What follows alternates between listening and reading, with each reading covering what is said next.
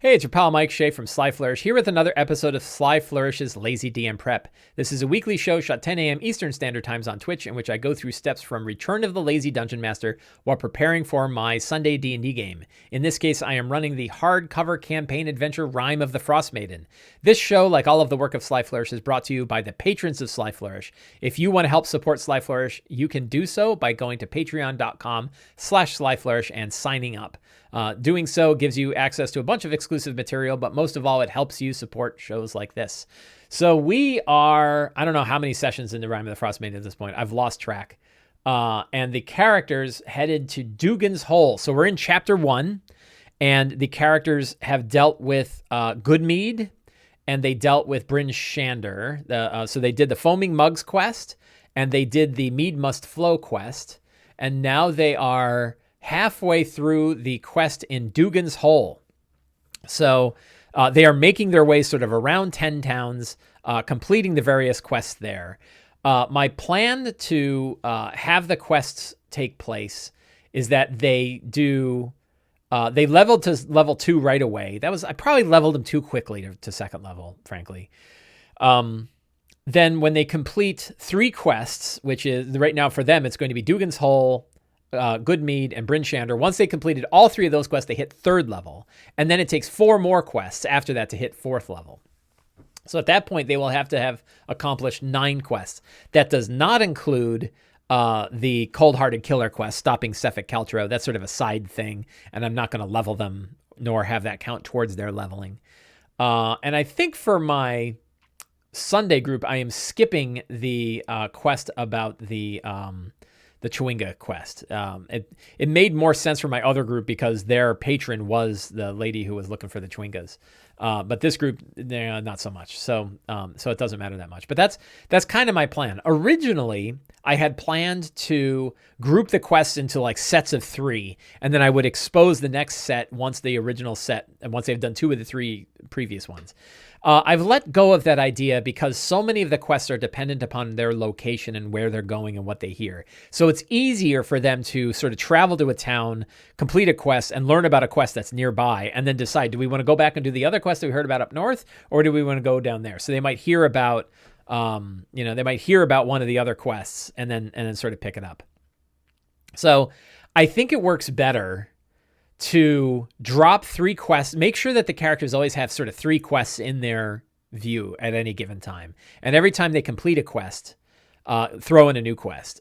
Or if they complete 2 quests and they haven't picked it up, then 2 more quests show up.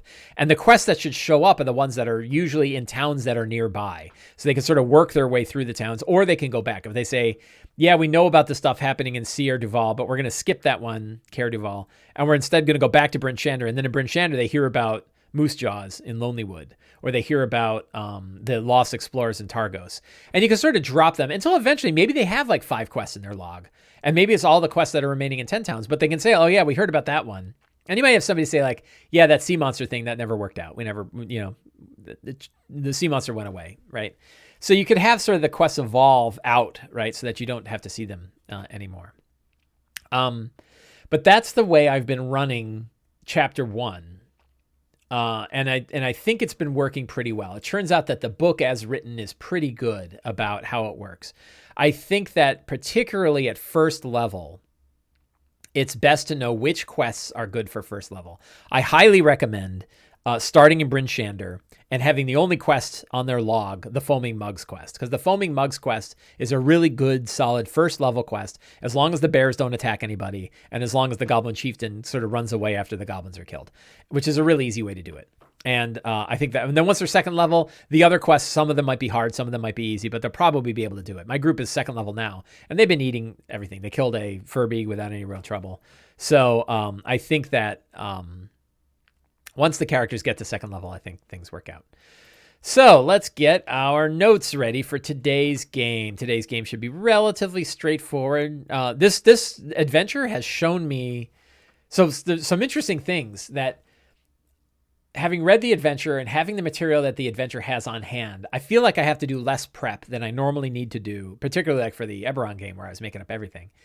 And it's left me a lot of room to kind of add in my own interesting things that I think are fun. And what's cool is I don't have to. I don't feel like I have to add this stuff. I feel like I'm doing it because it'll be cooler and more fun. So I kind of dig that. So first thing we're going to do is generate a new session template. So we'll do that. Waiting for a Notion. There we go. So we have our new session template. 21 March 2021. Sunday. Frostmaiden. So who are our characters today? We're going to go to our character gallery. We have, I have a new picture of Gore when Alcazar, I think. Let me see if I can grab that new picture. People have been enjoying it enough that they have been commissioning art for their characters. So like Ilda Juliet, who plays Ilda, got a new picture for her character, which I think is pretty cool. Half elf, half Goliath. So characters, we have Ilda. Ilda is a half elf, half Goliath whose parents belong to the cult, the Children of Oral. You don't call it a cult. No one calls it a cult except people outside of it. She has taken the name Ilda. She actually has the last name, and she's sort of hiding from her parents. She went off and spent time with the Goliaths for a while, learning about her other heritage. She came back. She's like all elbows. She has really, really dark hair. She's kind of reserved and then goes crazy when she gets into a fight. She escaped the mark of sacrifice to Oral, which is going to come up. That means she is being hunted by Sefik Caltro. Her parents are like the Malfoys and are both parts of the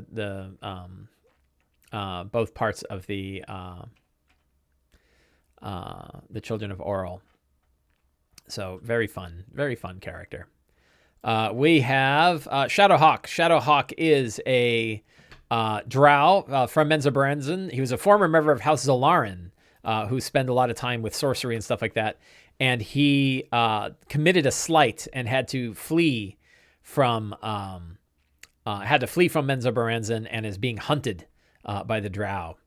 So he has a griffin egg. It is an infested. It is actually a illithid. An illithid-infested griffin egg that is going to hatch, and I really think that one day he's going to wake up, the egg is going to have cracked open, there's nothing inside, but he's still going to be able to read minds. And that'll be interesting. He's got an illithid growing inside of him. Auken Dawncaller is a Goliath member of the Goliath fighters. He had a pet psionic rat named Pinky.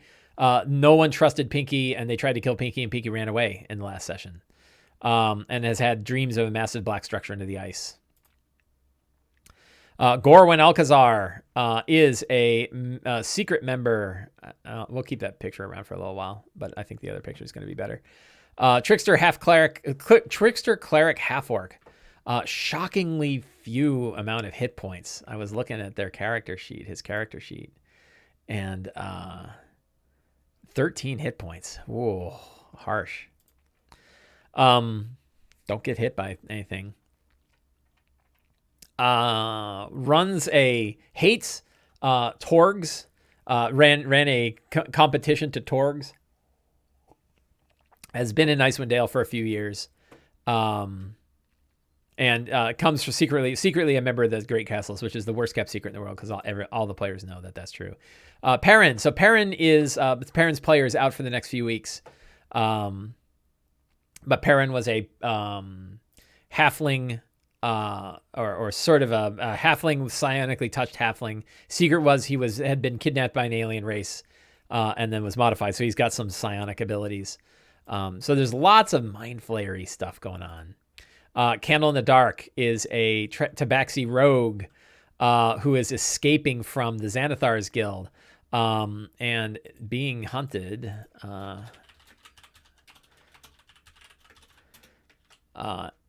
We added when I was talking about adding things into our game. This is one of the things that I added last week, and I dropped it into our strong start, and it worked really well. And that's that there is a priest assassin, Shekar, S-H-E-K.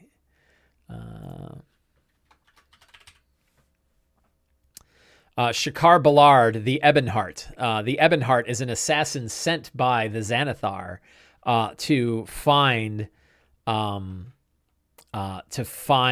Candle, and they found Shakar's altar to Baal. No, to Cyric, right? He has he's a worshiper of Cyric, and leaves black petals on his victims, and he looks like Daniel Craig from Elizabeth. So I'm gonna add another picture of him because they got this picture here. I'll save that. Let's see if I can copy this one in. So young Daniel Craig. So those are the characters. So I got, let's see. I have two groups that have assassins coming after them. Shadowhawk and Candle both have, Shadowhawk has drow assassins. It might be time to think about what drow assassin is hunting down Shadowhawk. Or what group, like maybe there's a, mercenary, not like the evil version of Brigandarth, that was sent by House Zalaran to hunt down Shadowhawk. That might be, it might be time to think about who that is. I don't know when that's going to come up exactly, but it can't hurt. And then so we have people that have seen things. We have connections to the Cult of Oral with Ilda. We have connections to the Mind Flayers with Perrin and Shadowhawk. We have assassins for Candle. We have Torgs with Gore. So, a lot of different threads. There's a lot of good connections between the characters and parts of this campaign. Which is really good. So let's talk about what happened in last session's game, because some interesting things happened in last session's game. So I'll go to old session notes here. We go to the 14th. So we had the strong start where they found an old shrine to Timora and had Waterdavian coins on it, Waterdavian gold dragons. I said Waterdavian from Gygas Greenhood. Oh, yeah. So Gygas is Ballard's sidekick, right? So there's two villains here, a halfling and who's the front man for Shakar Ballard, and a skull surrounded by scratches on the altar forming a Cyric from Shakar Ballard, both sent from Waterdeep to hunt down Candle.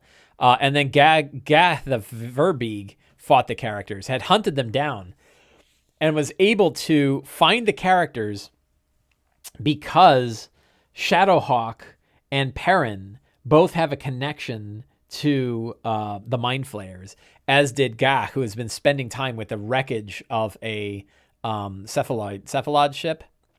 So that works really well. That worked really well. So they fought Gah. They killed Gah. They went to Dugan's Hole, learned about the kidnapped children, that dire wolves had kidnapped children.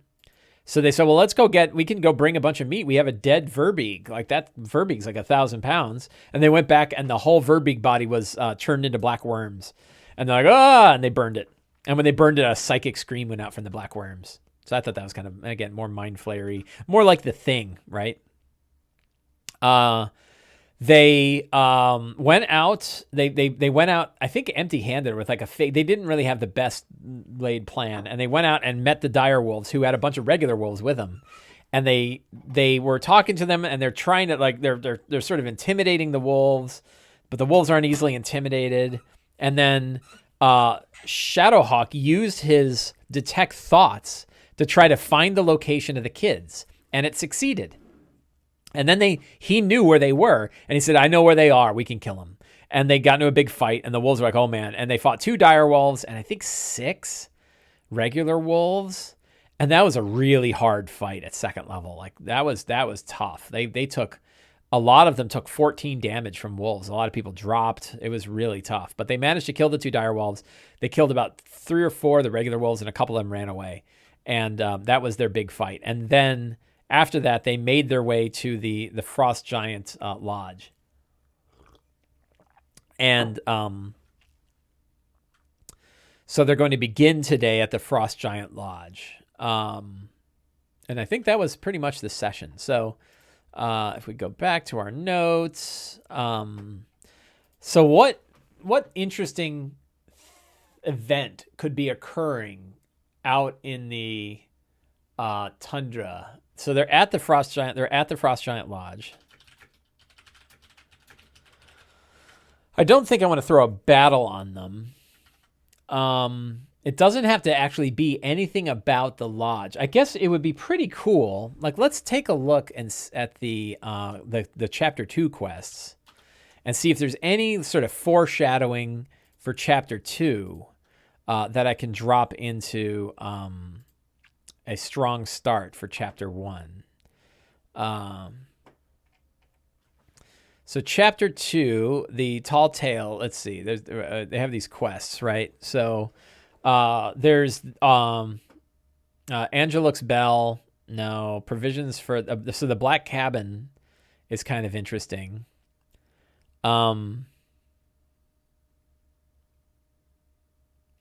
So we could always have one of the things I always want to drop in is sort of the wandering Cold Light Walker. I think it would be cool to see a Cold Light Walker, before they have to face one. So that I'll throw that in as a.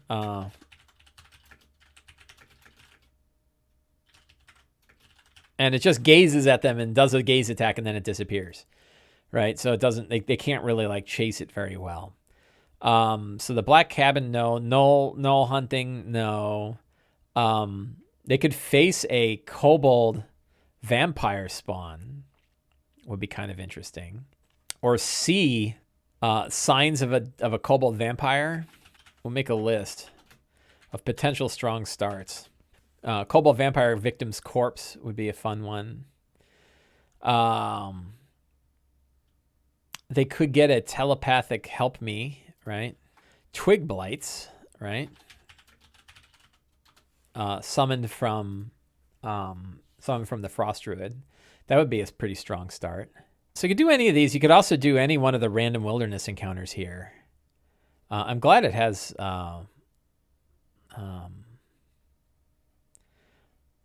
I'm glad it had. Let's see if there's a table of contents for this one. Yeah, so we're gonna grab this because you can always add some wilderness encounters. So those are 6. Let's see. I'm gonna go back to my homepage here. So we have the random wilderness encounters from Rime of the Frostmaiden, but there's another good set of encounters that we could use, which is from Xanathars. So if we go to source books, Xanathars. And we have Arctic encounters. So if we ever need inspiration for some encounters, we can go to like Xanathar's, the Arctic encounters for Xanathar's guide, and it has like easy, medium, hard, right? So we can roll 46 is a brown bear. That's kind of boring. Ice methods sound kind of cool though. So, if you ever want to like throw a kind of a fun thing, you could have like 3 ice methods that are surrounding. If we want to start with a fight, we could have 3 ice methods surrounding a 3 ice methods surrounding a corpse of a dead kobold, a dead kobold who was eaten by a kobold vampire. So maybe we'll do that one. We'll say 3 ice methods surrounding a kobold eaten by a kobold vampire. So that's kind of fun, right? That's like a pretty, there's a lot of like layers to that, because they'll fight the ice methods and they'll say, hey, look, a kobold was killed by ice methods. And like, these wounds are not an ice method wounds. These are like, they look like the signs of a vampire, but we're like looking around and all we see are kobold tracks, and they're like, are there vampire kobolds? Like, seriously? Like, that's something to worry about, So that could be a fun hint of things to come. So I think we will do that. So I got a strong start. I think the 3 ice methods are nice and easy, so it's not a hard fight. and it'll be kind of interesting to learn for that. I like my little potential strong start thing here. I can hang on to those for later. So scene. So we have Ice Mephits and Vampire Victim. We have Frost Giant Lodge, Norsu, the kids, return to Dugan's Hole, and then next steps, right? And we need to figure out what quests are next. So let's take a look at the chapter 1 quests.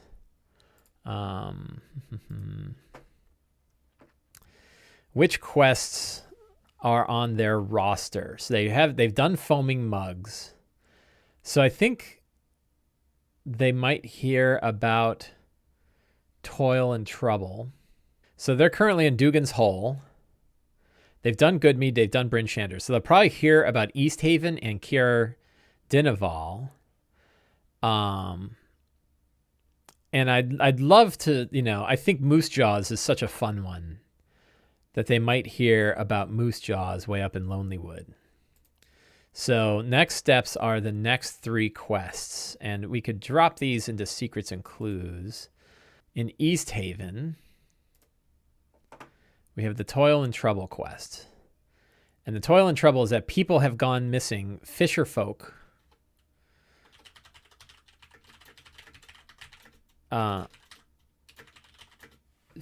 have gone missing on the... I got too many images open here. I have too much stuff going on. Too many things. Dice rollers. Get all my windows here. Okay. So in East Haven, Lackdinishire, right, along the shores of Lackdinishire. Fisherfolk have gone missing on the shores of Lackdinishire. The speaker of East Haven, looking for adventurers to find them. So that's one quest. The next quest is going to be in Kier Dinaval. Right, Kier Dinaval is the next. Is that the next one we want them to do? Or should we do Kier Koenig, the Unseen? No one has seen the town speaker in a long time. Locals say Speaker Cranach has fallen ill, but sinister figures have seen entering and leaving the castle at odd hours. That's a good rumor. And if we wanted for completeness, we could add the Sierra Koenig one. Probably the Sierra Koenig one is better. They can learn about the Dinaval one. How do I bring these notes to the table? I'm right now I'm playing remote.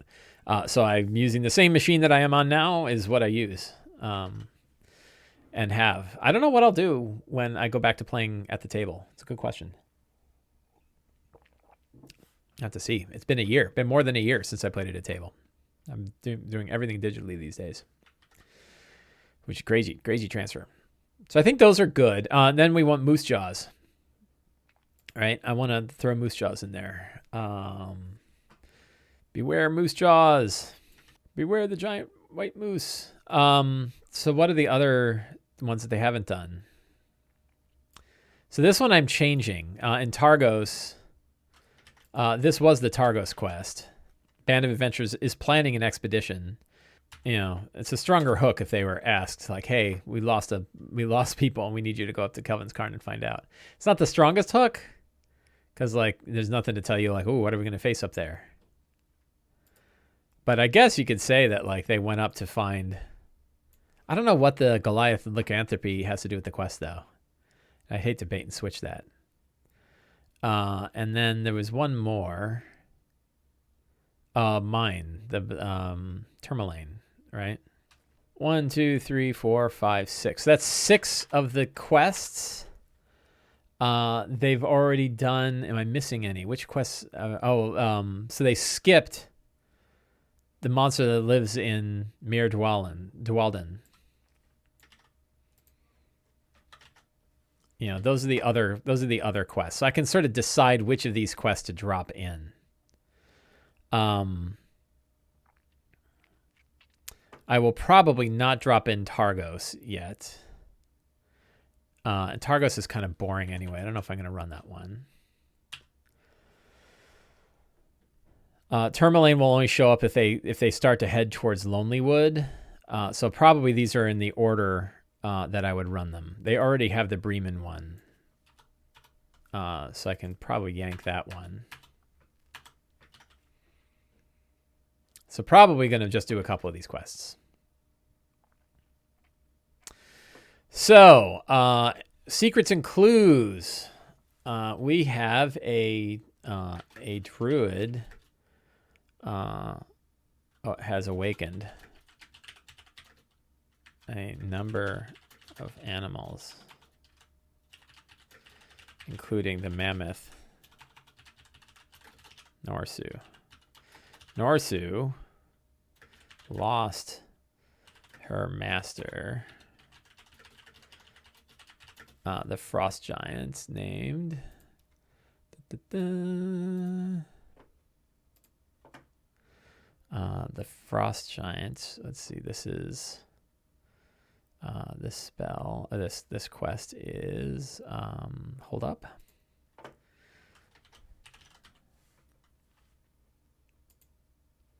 Garagai awakened into morning. Norsu has no way to process her emotions.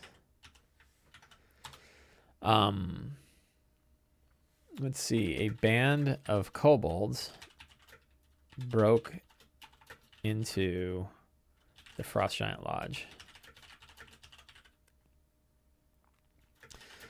but had got trapped there by wolves and Norsu. Garagai died of natural causes.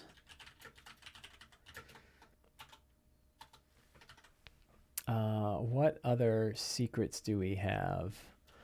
The Frost Druid, let's see, Ravison. They have her name. Is awakening animals all around 10 towns to push civilization out of Icewind Dale. Norsu means literally just elephant in Finnish. Sure. That's pretty funny, though. Other secrets, other things going on around the town. The speaker for, the speaker Targos is trying to apply or to gain influence in other towns, including Goodmead and not Lonelywood, Tourmaline. He has organized bands of toughs willing to apply force towards his ends. Some say Nerith, Naerth, has connections outside of Icewind Dale and communicates with them still, while the rest of is cut off. So there, now we got that one. That's 7. I need 3 more secrets. Drop in and say I've been using your book every week. Great, Z Bashu. I'm glad it's working out for you. I'm glad it's helping. What else do we have? What other interesting secrets are going on around 10 towns? A meteor spotted crashing into the southern mountains about a 10-day ago. Torgs was in Dugan's Hole the same time as the murder. The same is true in Goodmead and Bryn Shander. Torg's caravan was headed to Targos, Tourmaline, and Lonelywood after leaving Bryn Shander the same time as the characters traveling to Goodmead. This is establishing the connection between Torgs, the merchant caravan of Torgs, and the murders that have been going around town. And that way the players have a way of drawing the connection between the two of them. It's really hard to drop those clues in and not make them too overt. You want the players to feel like they discovered something and they weren't just handed the answer. But at the same time, you want them to discover it. Fantastic locations. We have the Giant Lodge. Pretty much it. We could pull some, for funsies, we could pull some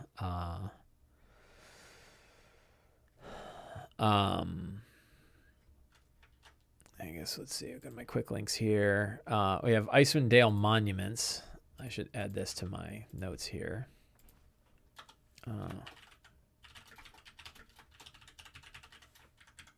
This is a random table that a random generator I built using what's it called? Perchance.org, which generates interesting monuments. We'll look at that in a second. I also want to grab my Icewind Dale relics. Same kind of thing. So these are just some, whoops. So now I've got a bunch of resources. So monuments are for locations, things they can find away. Necrotic pristine mausoleum of the Arcane Brotherhood. A mausoleum of the Arcane Brotherhood? Foggy ancient battlefield of the Kelemvor. A foggy ancient battlefield sounds cool. But it should be of somebody else. It could be the Goliaths. We could do the Tribe of the Bear. Battlefield of the Tribe of the Bear. That'd be kind of a cool one. NPCs. We have the town speaker for... so we have Norsu. We have the two kids. Speaker Edgar Dermot. Corin and Kanan are both dead. They were killed in the last fight. And level 3, Silja and Finn. And treasure, we have Boots. Boots of the Winterlands, and we'll drop her in a relic. It's always nice to have a relic. Cracked Whistle of Cyric that casts Holy Aura. Crumbling Quill of Denier that casts True Resurrection. Ooh, Smoky Idol of Bane that casts Remove Curse. How about Bestow Curse? Is there a Bestow Curse? Plain Urn of Ball that casts Power Word Kill. Oof. Warm Pipe of Azuth that casts Eye Bite. Coin of Gond. A lot of these are mixed up. Warm Pipe of Azuth that casts Sleep. I kind of dig that. So you can sort of mix these, right? So in this case, we'll have a... who is Azuth? Azuth is... once a servant of Mystra, lesser deed of arcane magic. Okay, that's pretty cool. That works. So just kind of a fun little relic that you can drop in. I just like to have some random relics on hand so that if I want to drop some treasure into something, I can drop in one of these cool bits. And I think a pipe that casts Sleep three times and then burns out works out well. Anything else? Let's roll again. Burning Orb of Lovatar that casts Prismatic Wall. Ooh. Delicate Mummified Finger of Savras that casts Hex.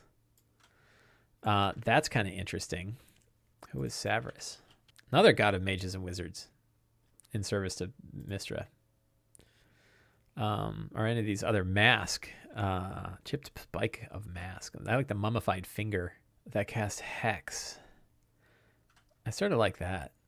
That fits, right? Delicate Mummified Finger of the Netherese. So I think you could do with relics. It's cool to drop in relics that have really powerful. What if it did? Do you want to do something as powerful as Finger of Death? You could have it do Blight. Monsters. We have Norsu. We have Ice Mephits. I don't think there's any other monsters that are inside. We have kobolds inside the lair itself. The wolves are all gone. I don't have to worry about them anymore. I don't know if there's anybody else. I think that's pretty set. So I'm not going to worry. I'm not going to throw just piles of monsters. And let's see, we're going to get our notes here. Get that set. Somebody was showing me, somebody in Twitter was showing me how to set up like an abbreviated character summary in Avre, which I thought looked really cool, and I wanted to take a look at that. So I might poke around. I think there's a lot that Avre can do to kind of show text-based things. But that's what I use this for. Like my little roll init multi-line macro here rolls initiative for everybody when we're doing monsters, and I that works really well. Did I have any notes from the last game? I should look at that. Let's take a look. Old session notes, and let's look at Sunday. Did I have notes that I kept? No, I did not. Okay, so doesn't matter. Yeah, so I think, are we all set? Let's take a look at our notes here. Do I feel good about it? I tell you, strong start. You feel good with a strong start. I like these potential strong starts. I'll probably save those. I guess what I could do is I could create a location and call it, I don't have a lot of locations. We'll call this Icewind or Wilderness around 10 towns. And I'll put this list in here. So I've got, and let's drop we'll find an image here that we like. I keep going wrong place. And let's look for images. That's kind of cool. Looking for an image of locations around 10 towns. A lot of fun art in this book. Well, I'll find some art later. But that way I've got like I can keep this list handy.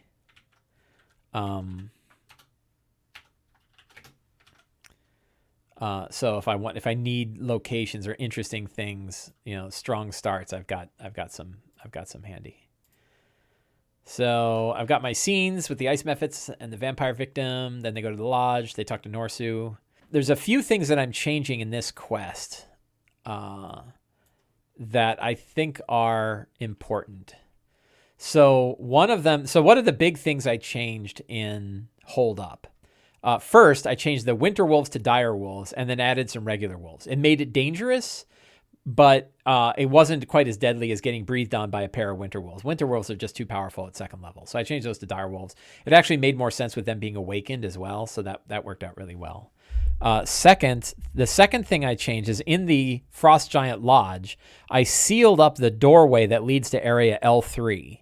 I had that collapsed by the wolves, and then there was a hole broken between area L8 and L3. So the only way to get to the kids in L3 is to either go through L4 or L2, make your way through. You have to get past Norsu, who's hanging out in this hallway, and then get in. And that way it was not quite as easy to get in, get the kids, and get out without dealing with Norsu. So that was the second thing I changed in this quest. And then the third thing I changed is, instead of having the frost giant killed by adventurers, I had it die of a heart attack, right? That the Garagai just died, right? He was sitting on his throne and he died. And Norsu didn't quite know what to make of this as a mammoth, and then was awakened. And the first emotion that Norsu felt upon being awakened was tremendous loss, and the loss of a loved one, and didn't know how to had no way to process these feelings. Right? It was awakened but not prepared, and so Norsu is kind of very sad and very angry and very sort of self-destructive, not eating. And the characters can kind of get Norsu out of their funk. So I think that, I think it's more interesting to deal with Norsu in that avenue than it is to just say, like, it's very angry at adventurers. I think it'll be more fun for them to try to teach Norsu how to move on, right? Which is really hard to do. So it'll be interesting to see how that works out. And then they can go and they get the kids and they leave. So those are like the three major changes that I'm making to this quest. Are they required? Probably not, but I think they really work better. I think it'll work better that way. And they're relatively easy changes to make. So those are the changes that I'm making to hold up the Dugan's Hole adventure, which is considered one of the weaker adventures, but I think it worked fine. So yeah, so I think I've got all my notes. I am all set. It's 11 o'clock and we are going to end the show. So I want to thank everybody for coming today. I always love having people hang out in Twitch, helping me prep my D&D game and talking to me about D&D and all that stuff. So thank you all for coming. If you're watching on YouTube, thank you for supporting the show. Please follow the show. And and we will see everybody next week and see how things went. So thank you very much and have a great week and get out there and play some D&D.